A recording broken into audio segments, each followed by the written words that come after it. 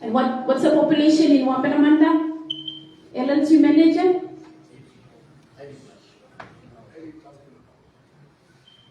So there's a very big difference, huh? You may make trouble, you may ask him police local, but you mix one block police, or no, but you not one block police too. That's how difficult it is, and that's the numbers to the problems that you may got.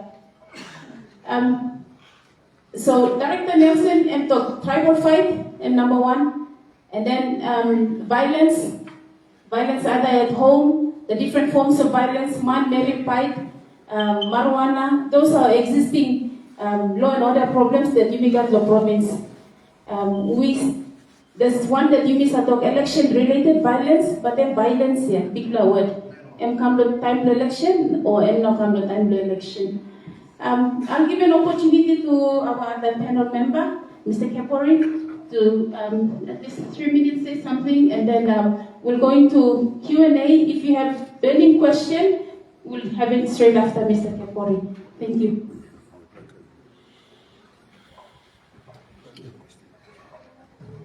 Thank you, Master of Ceremony. Good evening, everyone. All protocols are observed.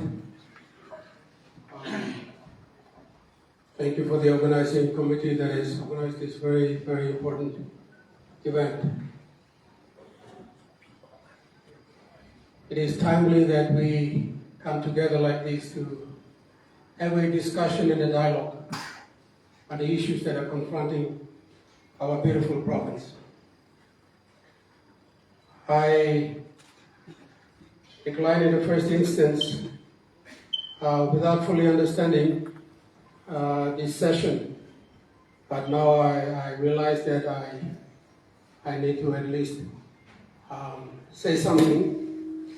Firstly, my first part will be as an ombudsman, because we have an office in Enga Province.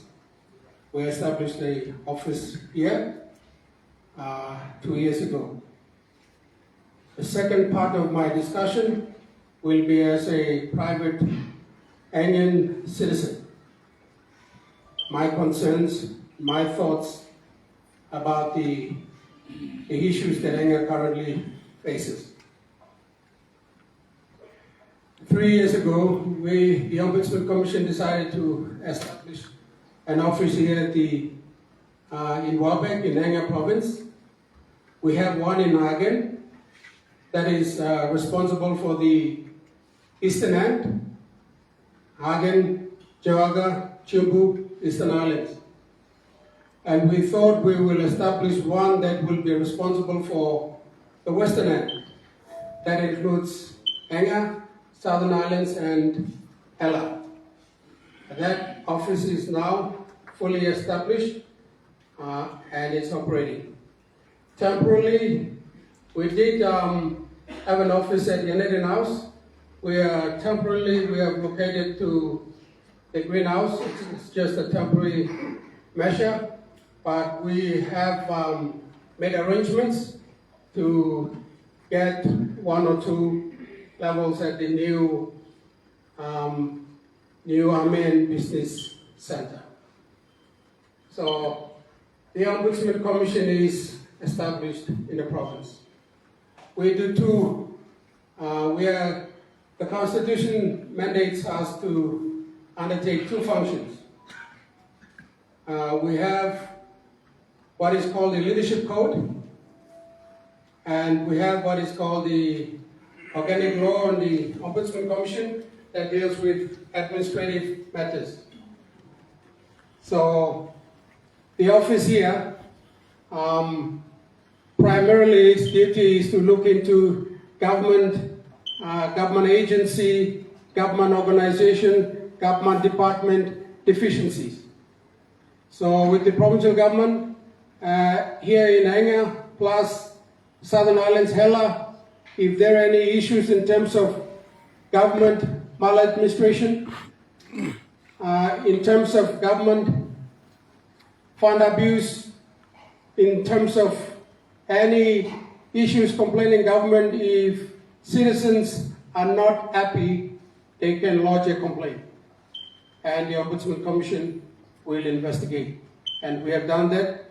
So far, we have more than 200 cases from Enga, Southern Islands, and Hela. So we are here in the province, we are established, and we are doing what is constitutionally mandated of the Ombudsman Commission. We are playing the part that we can. In terms of the law and order issue, now I speak as a private citizen, a private Indian citizen. In terms of the law and order issue, Indians, we are well aware that our fathers were law-abiding citizens. If we haven't taught our sons, we need to tell them that our fathers and their fathers were law-abiding citizens. You see the history of Enga. A small part of it is written, a bigger part of it has been passed down orally.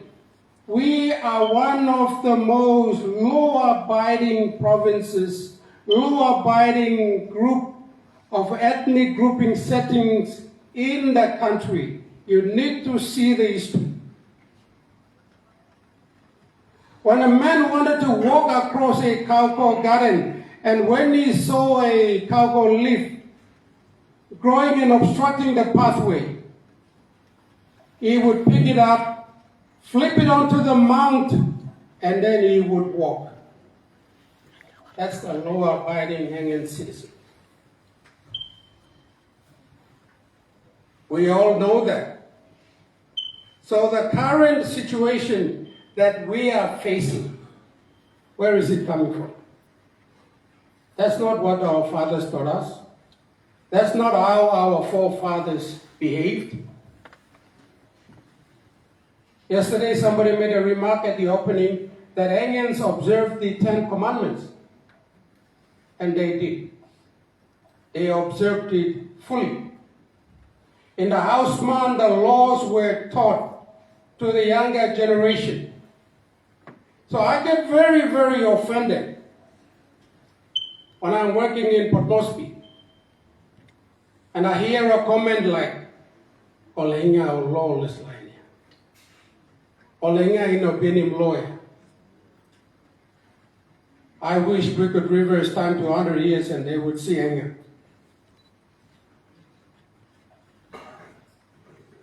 I ask others who are not from Enga, mind what I say, but let me make this comment. I hope you don't mind. In 1965, an American anthropologist came, and she wrote a book. She wrote a book and she said, Enga is one of the most sophisticated, one of the most complicated societies in Papua New Guinea. I'll have to go and check the author, but I read the book and she said that. She came here to do a PhD research, and she said, Enga is a very, very sophisticated, highly complex, complicated society. It is one of the most unique places. She had been to other places and she saw this society and she said, this is already a highly organized society. So we already had that system in place. Somewhere in between these last 50 years, we lost it. The rule of law. We lost that obedience to the rule of law. The rule of law, the moral rule of law, the custom type rule of law, and now we are violating the government, the civil, democratic system, government established rule of law. Enga is violating it now. That's the challenge we face. Taiken, Houseman law, we have violated. Moral law, we are violating it. Now the government law, we are violating it. And it's a big challenge on each and every one of us now. Those of us who are present. We need to tell our citizens, we are not like this. We have never been like this. This is a temporal thing. It is temporary.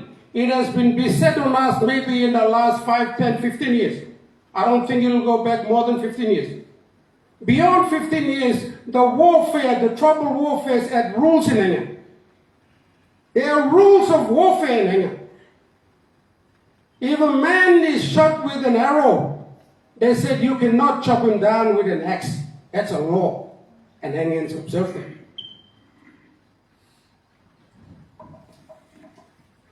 So what's come upon us in the last 15 years is a temporary thing. It's come, it's going to go. It has come and it will go. It's not permanent. It's not part of our culture. Our culture, warfare, you and I know there are rules in the warfare. What's currently happening is something that has never been done.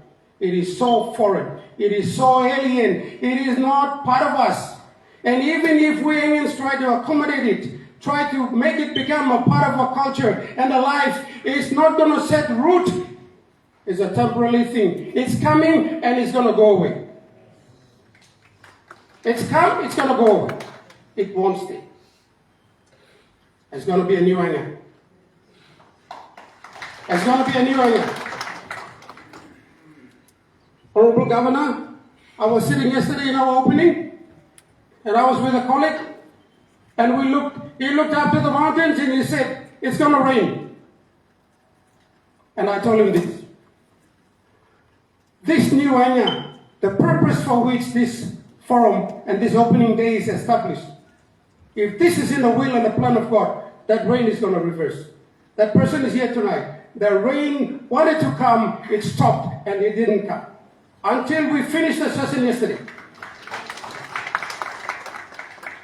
We finished yesterday and then the rain came.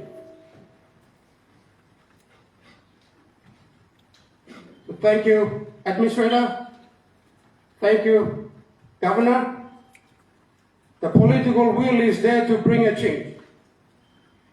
The government has established this forum. Administrator, you have taken the lead to organize this. What is happening in here is temporary and it's going to go away, and Enga will revert back to a time and a season when they were law-abiding citizens. I conclude by saying this. Our good governor and his administration, they have established. Okay, let me just go back a bit and say, I've said this trouble fight is going to go. It's going to go away. These problems are going to go away. Now the way forward is going to be this way. The way forward is going to be this way. Governor and his administration, if you see, they have taken the lead in the health services.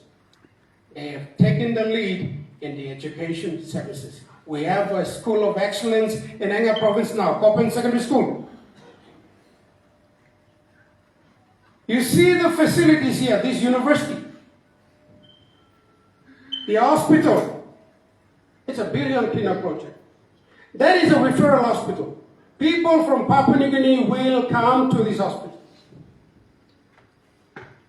So Governor and his regime with the administration have taken the lead in this. And they have established an effective, a very good, excellent school system, an excellent health system. The road infrastructure is already here in Enga. There is only one challenge that we have.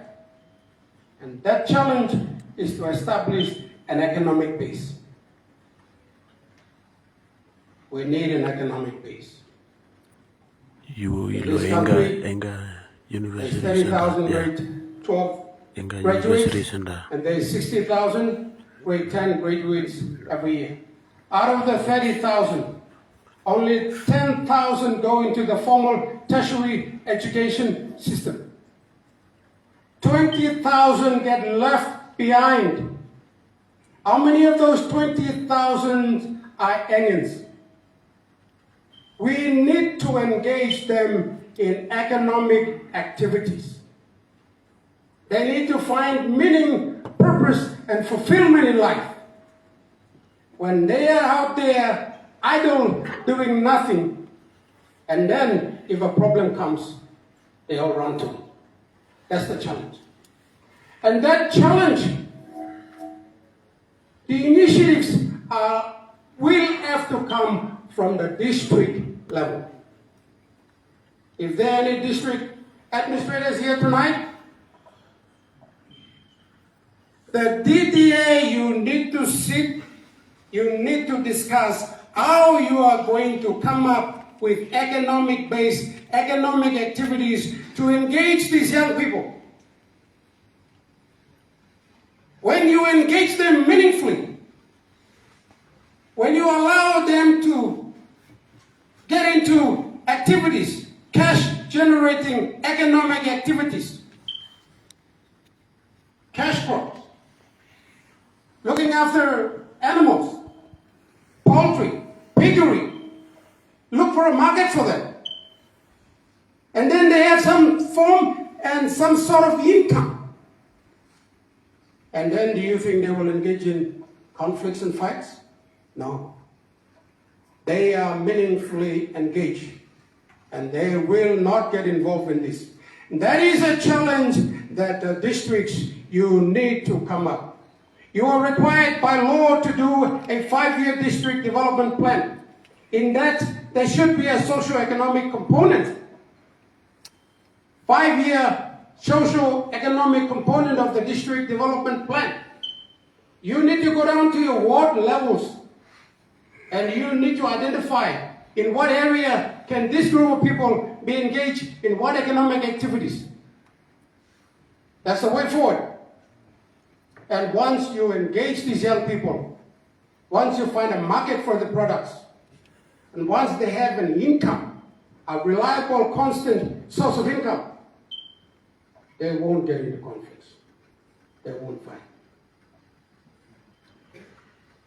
As the challenge to the DDA chairmen, to the district administrators, to the people at the district level, this is a challenge.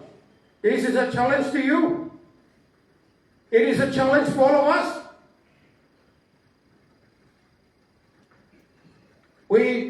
If you can address the unemployed dropout youths at your district level, the conflicts will stop. We teach our young children the Engan way of life, and this temporary thing will go away, and Enga will return to its glory, golden times. The history is there. You and I know what Enga was. It will return to that time. And that's my challenge to all of us. As I speak to you, I'm also speaking to myself. I'm also thinking, what can I do? What role can I play in Enga to make Enga a better place? My challenge to you, it is also a challenge to me. Thank you. Thank you, Mr. Kepori. Very insightful words of wisdom. We've got Q&A session. If you've got any questions, I'll limit it to only 2. If you don't have any questions, we'll move on to the next session. I don't want to stand in the way between you and Dina. There's a very good smell and come out of the kitchen. And people are smelling too. Okay. Any questions? No questions. Okay, let's all put our hands together. Say thank you to Justice Graham Ellis, Mr. Nelson Lair, and Mr. Kepori. Thank you very much, gentlemen.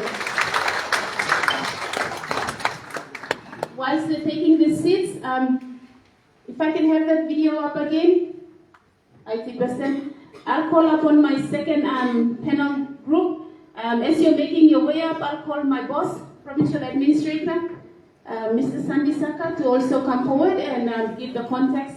He'll be moderating with me in the second session. So, session 2 panel speakers, come and take your seats, and PA? All the names? Okay. All the Nubla line here, please. But me calling in Blol, okay? Session 2, we're going to be looking at the challenges that are faced in Enga. Some of them are sitting next to you. If I call them, then you just nudge them up.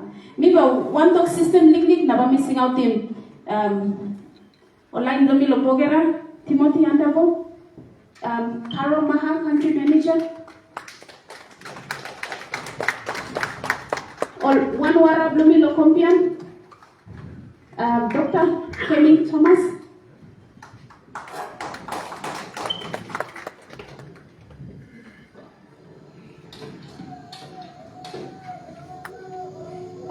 Panel members come forward.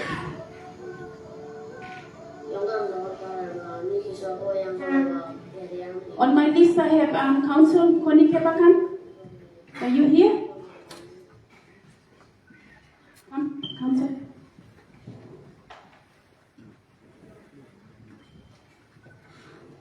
I had Trisa and they're not here, but that's okay. Thank you, Pierre.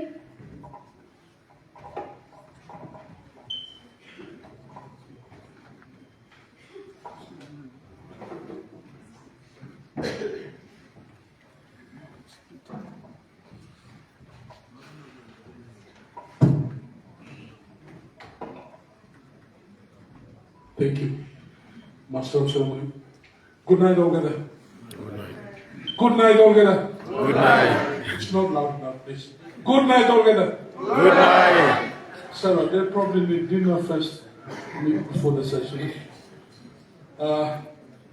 Tonight it's about engaging with our leaders, our elites, representatives of our community. It's not for you to listen to a government lecture on what we're doing.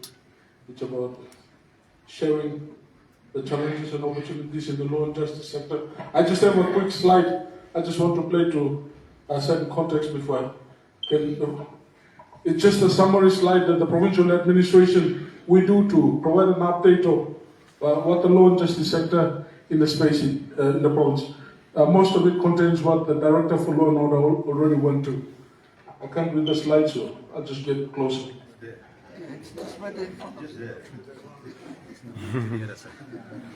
Okay, first slide. It's okay if I speak pidgin? Plenty stops, so. Okay. Enga Province, what are we talking about? As of the last census, which hasn't come out yet for many reasons, which is another subject altogether, the population has been estimated of the province. Engans living in the province at 500,000. That does not include the Engans living outside of the province. We think we are the largest single ethnic group in the country. One language. Land area 11,000. Government is structured under 6 districts. It says 21 local level governments because that is the 21 local level governments going to the elections now. Before these elections, as it is, we have 17 local level governments, but by the return of the REITs, in about a month's time, we'll have 21 local level governments. 403 wards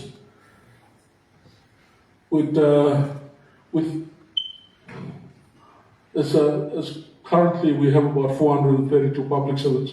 State institutions, education, we have 1 university, 10 TVET, 5 secondary schools, 7 high schools, 158 primary schools, 416 elementary schools, 110,000 students.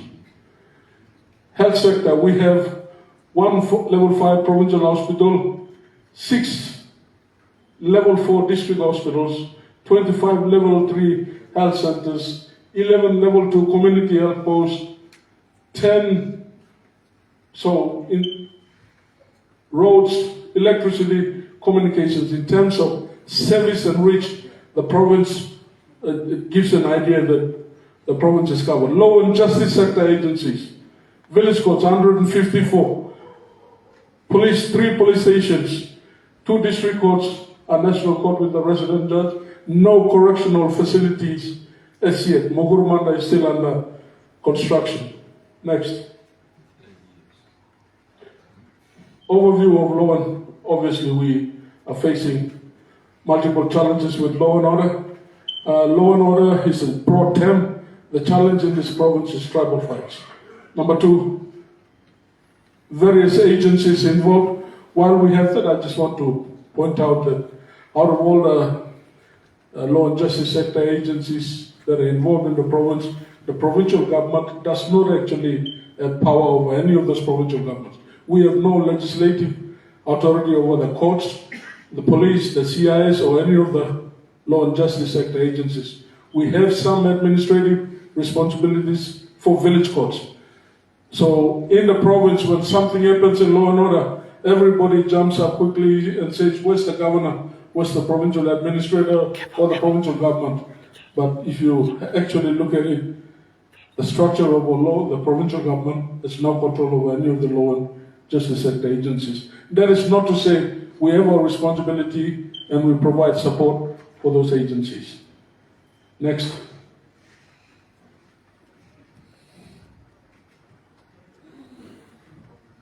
Obviously, I'll just skip through. Like I said, you are not here to listen to me, so it's better we take the cue from everybody. Just a couple of points I need to make. I'll speak to what Justice Graham Ellis mentioned.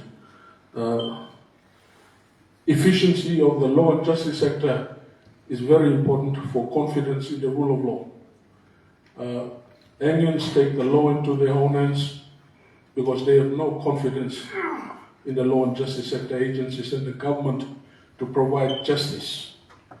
So I think the point that I took from Justice Graham Ellis's statement was he's trying to bring efficiency into the national court, similar level of efficiency across the other law enforcement agencies will give confidence to our people so that people can put their trust in government to uphold the law and they don't take the law into their own hands.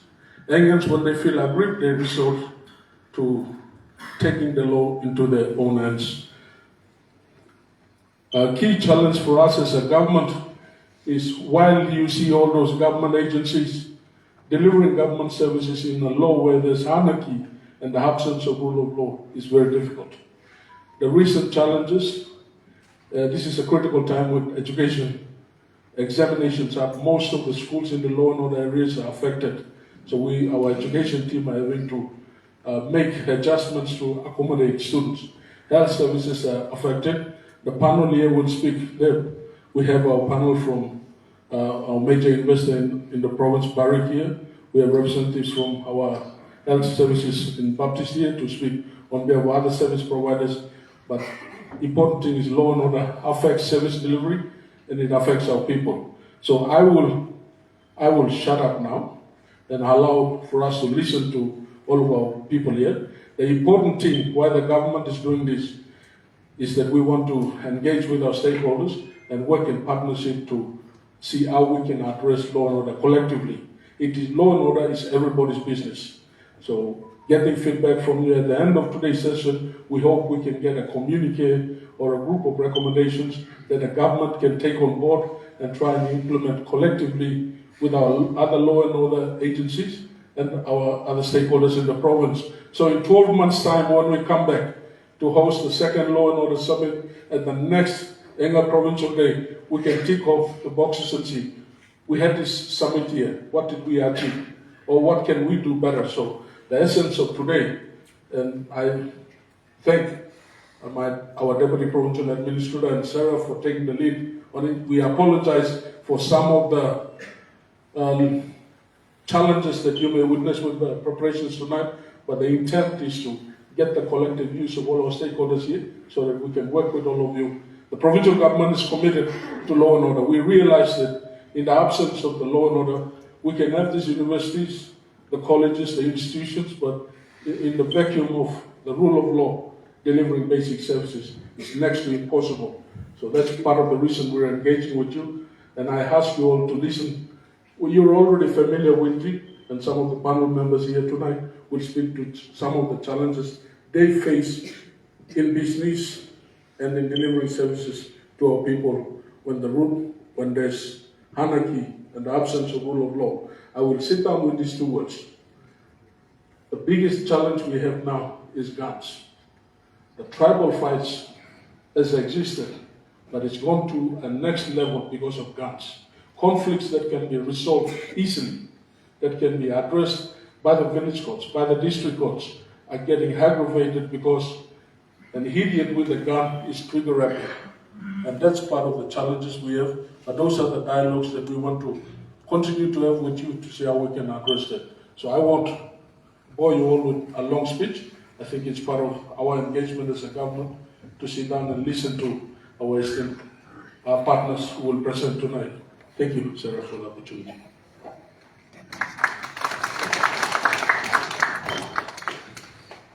So we're going to listen to our friends from New Pogara Limited to tell us a bit about what's affecting NPL and the operations in Enga. We've got the country manager, Ms. Carol, if she can come forward, and then we'll have Timothy from NPL CSR to also join after. Thank you.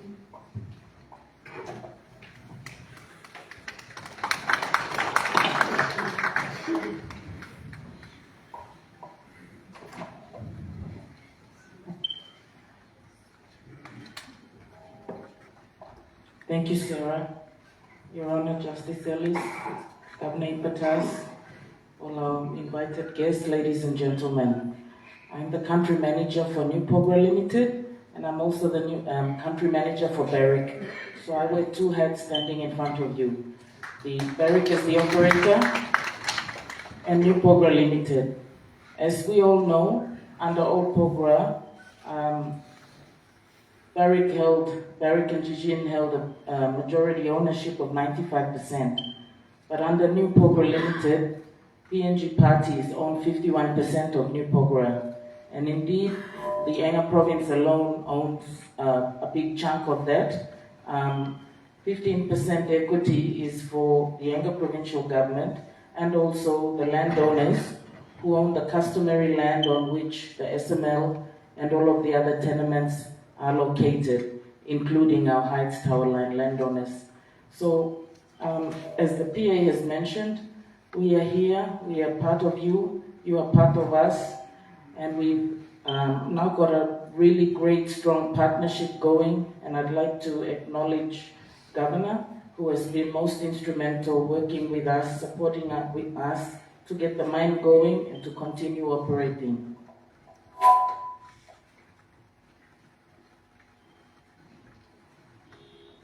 As you know, we reopened the mine in December 2023. Last year was a challenging year. We were focused on restart. We had to recruit thousands of workers very quickly. We had to get machines working again. We had to order new machines, and everything was slowed down with COVID having an impact on supply chains. Nevertheless, we got the mine going. Mulitanka came, cut us off at the legs, so we weren't able to declare any dividends last year. But we do have, sitting there, accruing from 2024, just over 51 million kina in royalties.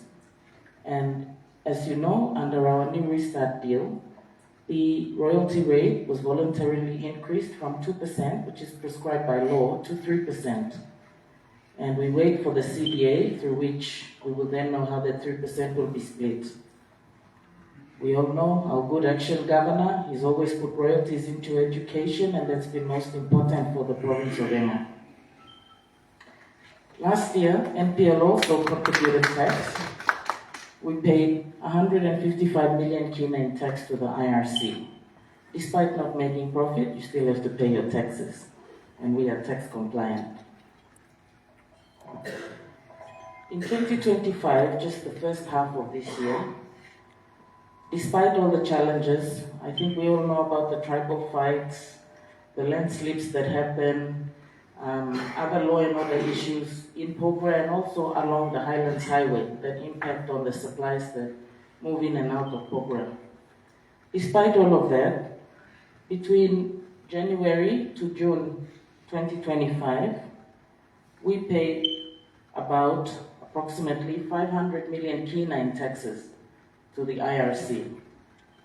We also declared a total of 230 million US dollars in dividends.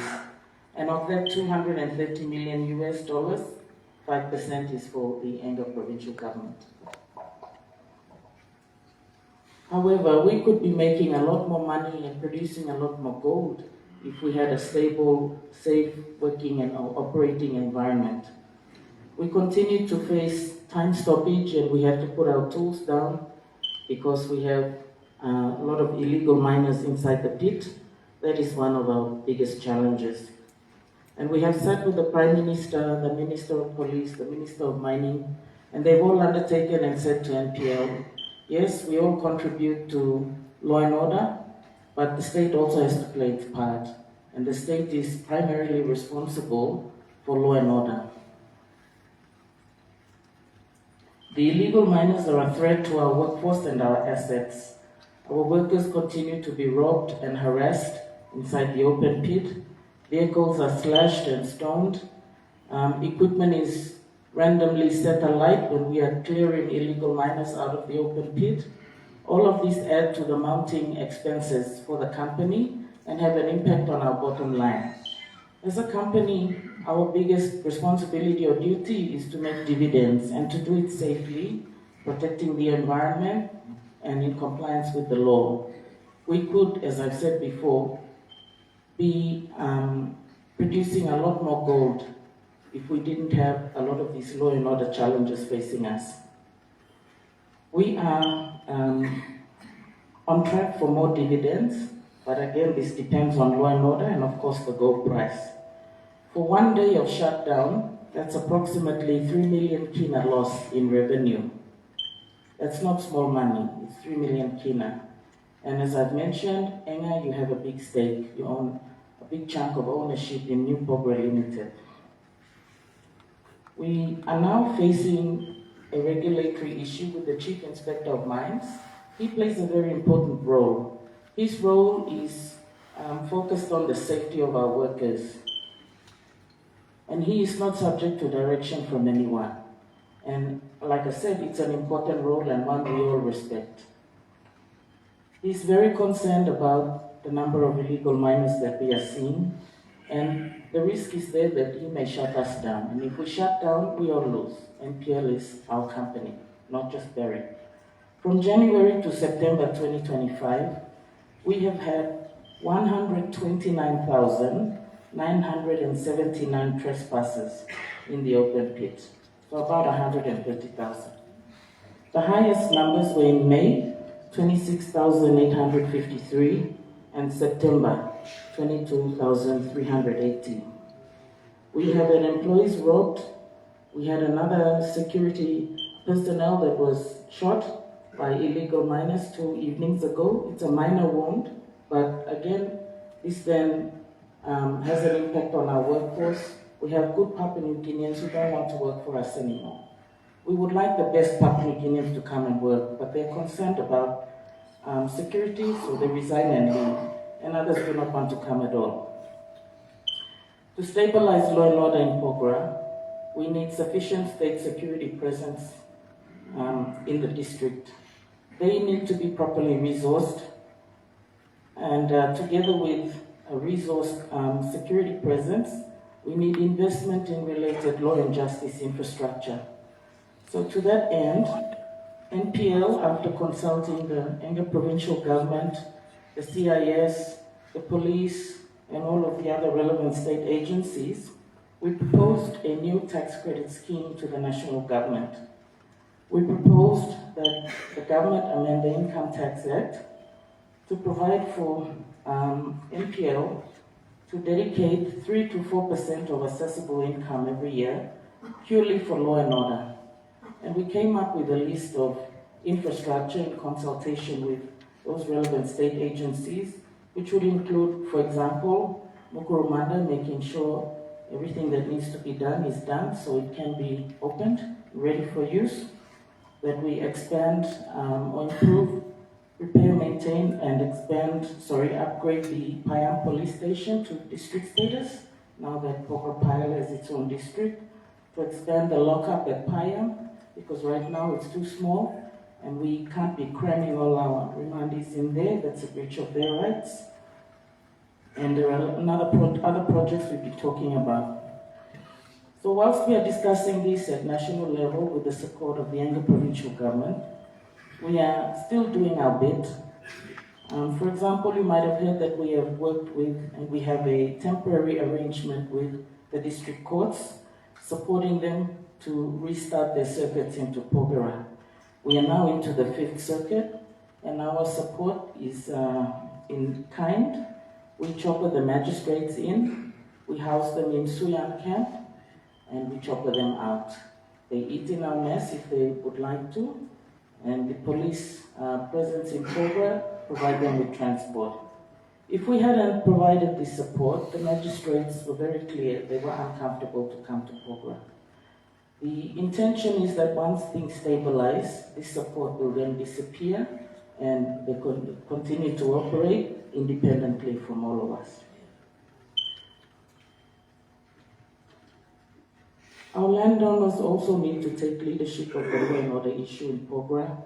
I know that's not an easy fix, and it involves a lot of things, but we all need to work together for Porgera to become safe. One of the things we have done in our commercial agreements is to put up $15 million for all of the landowners who own our tenements. We will pay that money to the landowners of all our tenements on the condition that we have safe and exclusive enjoyment of our tenements. In other words, no illegal miners, no trespassers. But that $15 million is sitting there. The other thing that we would like to see happen quickly is for the community development agreement to be negotiated, finalized, and signed, so the benefits can start to flow to the people on the ground, those who give us license to operate. And we know this is still with government, and we continue to talk with the national government and follow up and chase. We have heard the cry of the people on the ground. They also want this done quickly. All that are like Kai. They need to pay school fees, they can start SMEs, they can do other things. Lastly, I'd just like to let you know that the board of New Porgera Limited has already approved its national content plan. So this will cover business development, employment, and those two in particular. We intend to launch it before end of the year.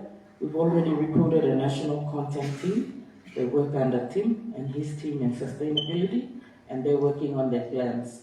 When we are ready at the right time, this will all be announced.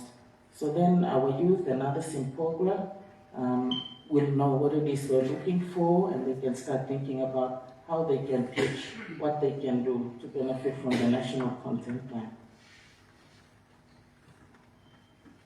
That's all I had to come and share with you this evening. I'd like to thank the organizers again for putting together this summit.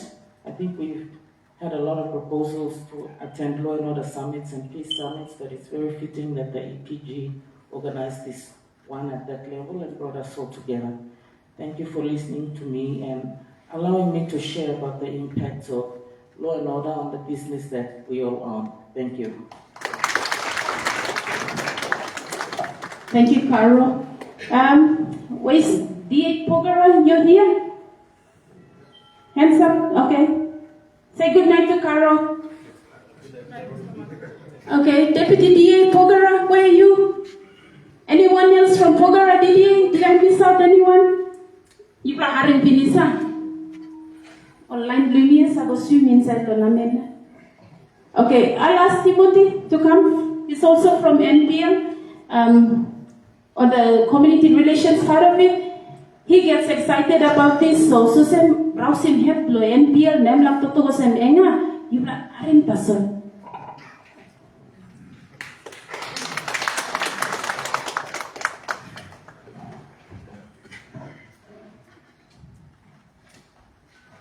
Thank you, Master of Ceremony. Good night, everyone. Time finished, so you must make him short. First of all, Uh, I wear many caps. Number one cap I wear is I am the sustainability manager for NPL. The second cap I wear is the executive director for IPA Global Companies. The third cap I wear is I'm the chairman of LNB Landowners Association, which is a new landowner group that has been invited to participate in the benefit flows for New Program Limited. So tonight, I will be putting my head as a director of a local business, IPI, and secondly, I will be talking as a local program and a proud Indian. My speech will encompass, number one, my personal story. Number two, what I feel as an Indian and what I feel as a local business owner and shareholder working in Enga, and how law and order is actually affecting that business. Thirdly, I'd like to talk as a landowner beneficiary and a proud Indian, and how those money can be used so that if we abuse it, then we face the consequence. So, starting with my personal life, if you've been to Pogra, I attended Union Primary School, which is now closed because of tribal conflict. So grade 1 to 6, Union Primary School, school in Pasfinis. In Pogra, Union has produced some of the best programs so far. Unfortunately, the school is closed. Secondly, I attended Ligam High School. And in the western part of Enga, Ligam has produced some of the best West Indians. So if you see the Chief Justice is a Ligam man, and I wouldn't call many people. So Ligam, unfortunately, it's closed again. Maybe it's a case, or maybe it's a, I wouldn't know, but at least the school will be closed because of tribal conflict. And fortunately enough, some of us actually come through and we are surviving. So we are here to give you a testament of bad things that can happen if we don't look after law and order in the community. So what is happening in Pogra? I'll be biased in Pogra because most of my 51 years I spent and live in Pogra. When I started my school, Mr. Wakapat from Pogra to Ligam, and it takes 2 days. It took 2 days to walk from Pogra to Ligam to get my education. I used to walk all over. My father's mother is from Kandep, so Mr. Wakapat go to Kandep, spend my time in Kandep on holidays. And the time that I went to school was peaceful, law-abiding. Now, all I need to do is to fight in bed lomina or lines at the web is one. This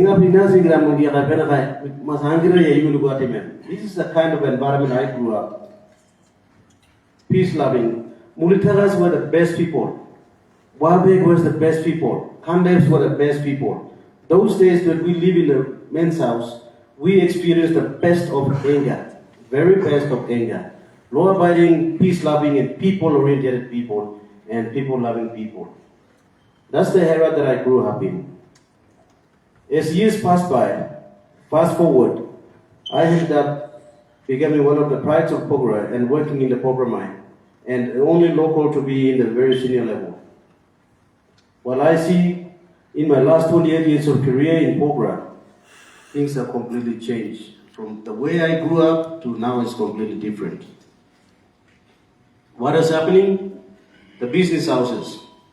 IPA's trade store in the Pogra station is now in ashes. It's gone.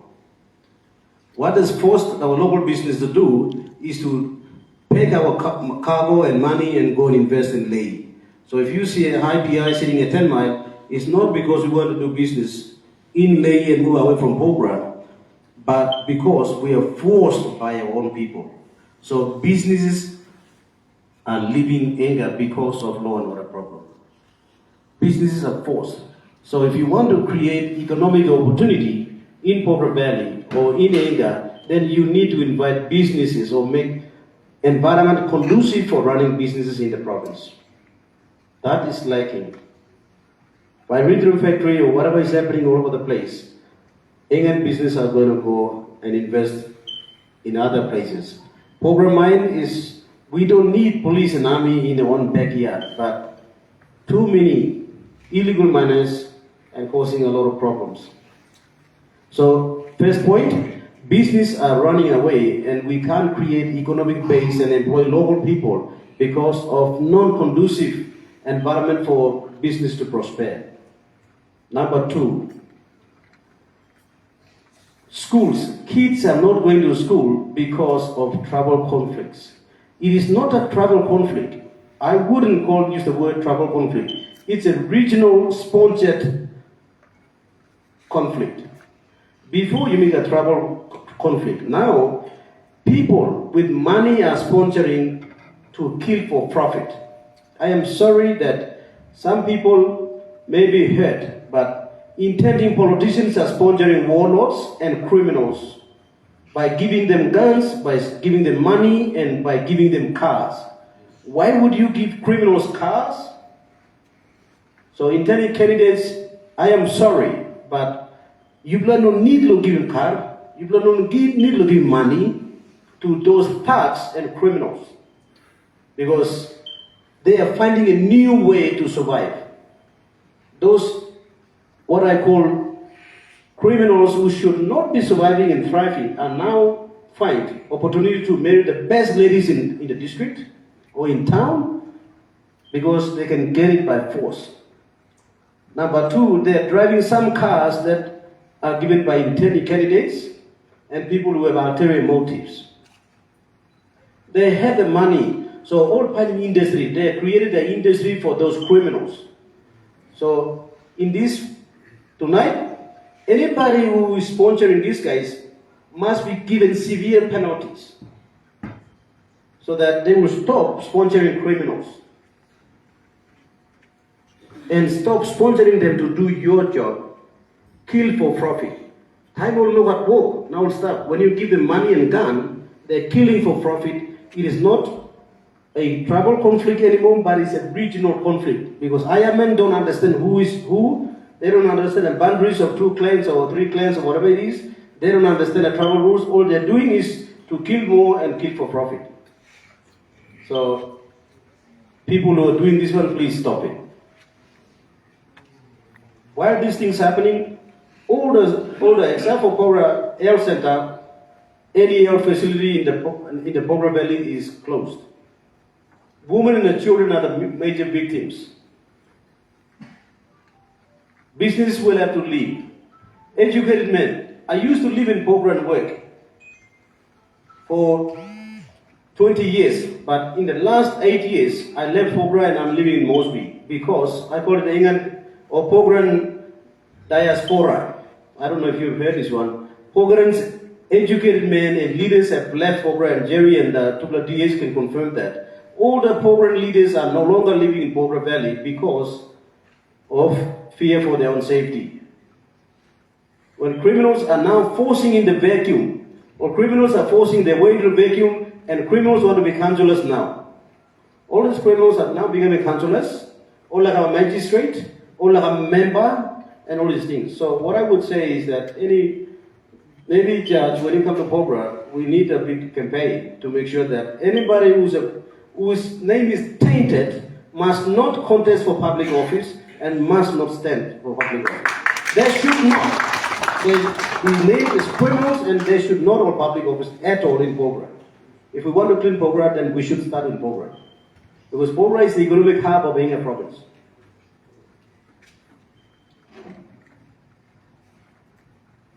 So, to make my story short, I got a list of things that I think we should roll out the NID. We will roll out the NID and tie the bank accounts. They can be easily caught. In Pogra, we need the NID rollout ASAP. With NID, we will identify who's a criminal and get them arrested. Because without the NID, it's very hard. The criminals are running around, they're changing their name. Every time they kill somebody, they're changing their name. If I was Joe Blow, I killed 10 people, then they call me Martin somebody. So we need to issue NID cards. And programs, please, if you're from Kandep, talk to your Kandepans. All the killing that is happening, all the illegal miners we have, those big numbers, majority are not local programs. The statistics that mine is producing is telling us that majority of this arrest, majority of the people who are dying are now not programs. Majority of the people who are seen carrying guns into the fire, into the pit are not programs. So you, no matter how you come, please, we programs don't need it. You go back to where you come from. Go back to where you come from. Now the government has secured so much money, program landowners plus Enga Provincial government has secured a lot of money. You go home to where you come from and then start your economic activity in your areas. Because sometimes you leave us alone.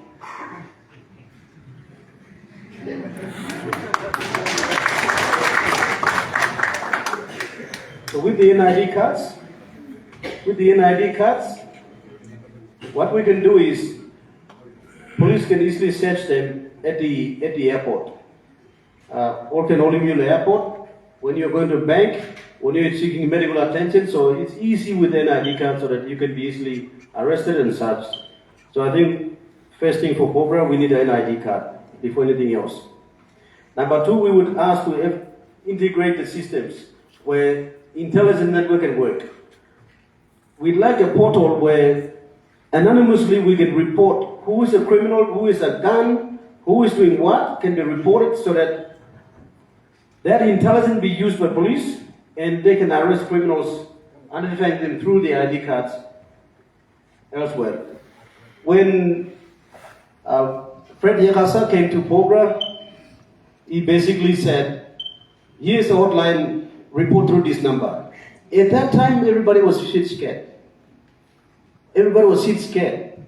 So I think we should introduce that so that police creates a network with the local community. Local community can anonymously report, and police can use the intelligence to arrest those criminals.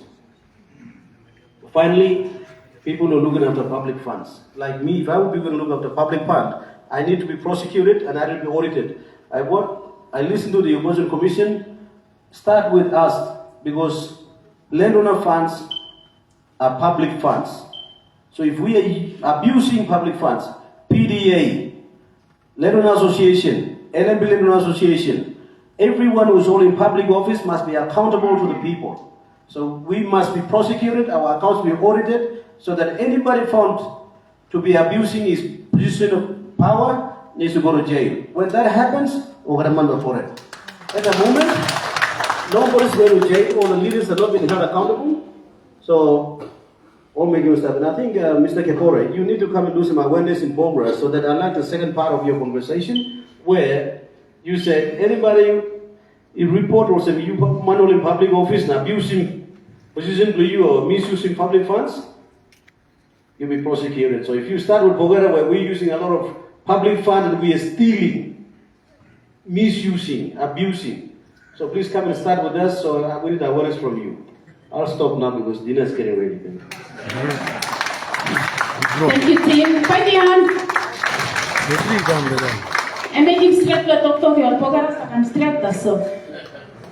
Okay, the good news is that we will go for dinner after this one, and then after dinner or in between dinner, we'll continue session 3. You plan on us? Yes. All right. So the next speaker on our panel is Dr. Kemi Thomas. She'll talk to us about the things in Compian. Anyone from Compian, DDA? Compian DA, acting DA, Mr. Rafael Tamian? I'm staff on Nogat. Deputy DA is here. PFM, Nathan Nakokyo, Mr. Leah, Miga Poli Yuglol Compian, Bekloma Saren Disla. Okay, Dr. Kemi, come forward. The bad news is that I'm not going to take 5 minutes. I'm going to take more than that. And I hope that fills you.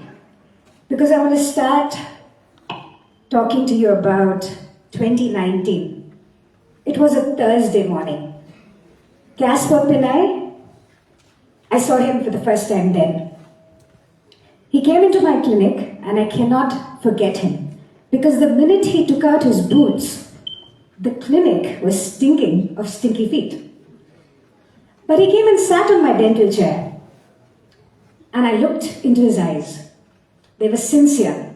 His manner was gentle. His teeth were white, which is quite a surprise. But he did have a small cavity, and I had to fill it. I could only do a temporary filling that day, on the Thursday. He gave me 5 kina extra and he said, keep it for the permanent filling when I come next Thursday. He never walked back into my clinic. On that Monday, he was shot point blank, just down the road of the hospital. But the story doesn't end there. That very Saturday, the same week, 4 of his kids were out in the garden. And the enemies came and shot his 11-year-old. So by the time it was Sunday of the same week, the father and the 11-year-old were buried. 6 years hence, last week, just after we celebrated 50 years of independence, a man walked in to my clinic. He looked dazed, 21-year-old with a huge infection. I treated him. It wasn't just dental. There was something more going on, but I couldn't pinpoint it. We admitted him, put him on IV fluids, sent him back, and then he came back again. And this time it became a little more clearer to me. It was something more. Perhaps marijuana psychosis. And then Timothy, my dental assistant, tells me, oh, he has a very sad story. This man, Gibson, was the second-born son of Caspar Pinay. 6 years ago, he was 15 years. He buried his father and younger brother on the same day. Kompian. It's really interesting to know that we have 2 police officers because since the time I've been there, which is 7 years now, the police station's empty, the government offices are empty. We don't have, my topic today is the impact of law and order, challenges in healthcare. We have no challenges. We just have absent law. Law that is powerless. There is no order. So it's left to us. We have 2 services that work in Kompian. The Baptist Hospital, that's been running for 25 years now, and education when there is no fighting, when there is no tribal fighting. The foundational pillars of every human being, family, clan, society, district, province, nation, is peace, justice, and truth. The absence of peace and justice is suffering. Health is defined as a state of complete physical, mental, social, spiritual well-being. Not just the absence of disease and infirmity. But Enga, as a province, is at the moment suffering. It is at the moment not healthy. And what exactly is the illness? As a dental surgeon, my job is to treat the patient. But my patient is more than just a broken tooth or a broken jaw. He is the sum total of who he is, physically, mentally, spiritually, socially. My job is to educate, treat, and try to heal. And in doing my duty, I have had to look beyond just the physical body. And so has Kompian Hospital, because we don't see a savior coming. And so we have to heal. So in the past 2 years, we have volunteers from YWAM who have come along with us, and we've been working on a documentary that's addressing what really this illness is. Sarah asked me to give you statistics and tell you what the problems of the healthcare workers are, and let the healthcare workers speak for themselves. So that's why I said it's going to take time, but please give me your time tonight. This is actually a gift, not just for Kompian. Because Enga is the single largest speaking language group, largest single speaking language group, this is a gift for all of Enga. We see and hear the problems in Pogera and all of your companies. And we're all human, and it's actually, if you ask what the illness is, it's a heart problem. It's not really a cardiac disease, it's not a heart attack, but it's a heart problem. So this is a gift that we at Kumpian want to extend to all of you. We're making a documentary, a docudrama, and it's called Tayo Kai Lapai Silam. Bloody capsized up. Blood has been spilled. And tonight, my documentary filmmaker Martin has made a small special edition just for the Law and Order Summit. It's short, but it's a preview into what you can take back to your communities, into each clan, into each sub-clan, into your companies, and I pray it blesses you. Can we please see if this works? And may I please request if the lights could be dimmed?